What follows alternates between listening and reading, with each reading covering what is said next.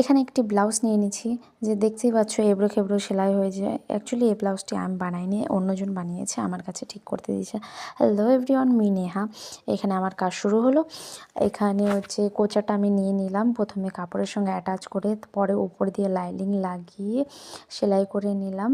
তাহলে আমার হচ্ছে যে আগে কাস্টমারের প্রবলেম হচ্ছিলো যে সুতো সুতো হয়ে যাচ্ছে, হাত ঢুকাতে পারছে না, যে হাতাতে হাত ঢুকাতে গেলেই সুতো সুতো হয়ে যাচ্ছে। পুরো বেনারসি কাপড় তো এমনি একটুতেই আমাদের সুতো সুতো বেরিয়ে যায়।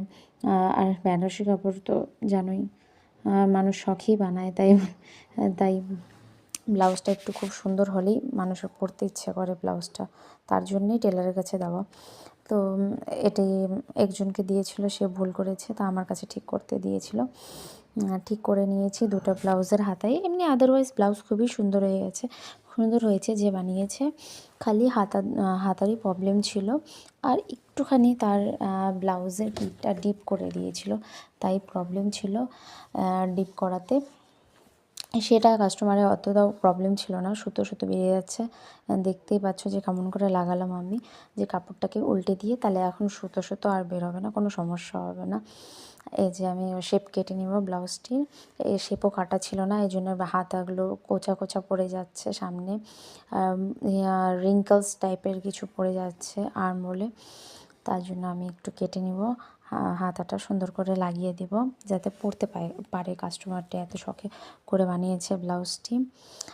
কেটে নিচ্ছে, এরপর হাতাটা লাগিয়ে নেব সিম্পলি।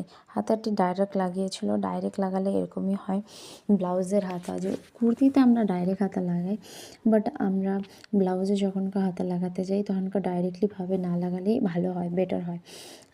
হাতাটা নিয়ে নিব, হাতাটা নিয়ে উল্টো করে তার মেজারমেন্টটা নিয়ে নেব। মেজারমেন্ট নেওয়ার পরে তাতে সেলাই করে দেব। সেলাই করে দেওয়ার পরে তারপরে উল্টো করে আমরা হাতাটি লাগিয়ে নেব। আদারওয়াইজ ব্লাউজের কালারটা খুবই সুন্দর ছিল, খুবই ভালো ছিল। এখানে হাতাতে একটু কম কাপড় রেখেছে সাইড যে ফিটিংয়ের, তাও হয়ে যাচ্ছিলো, তাও ঠিক আছে যে হয়ে গেছে মাপের, নাহলে তো আরও প্রবলেমে পড়ে যেতাম যদি কাপড় না থাকতো। এখানে স্কেল দিয়ে আমি দাগটা নিয়ে নিব। যাদের এই ব্লাউজটি করতে সমস্যা হয়, এই কুচির জায়গাটা যে সুতো বেরিয়ে যায়, তারা এরকমই করতে পারো, তাহলে খুব সুন্দর হয়। এই যে ফাইনাল লুক ব্লাউজটির, একটু ডিপ হয়ে গেছে নেকটা, তাও সুন্দর হয়েছে। কেমন হয়েছে জানিও। Tata, bye bye.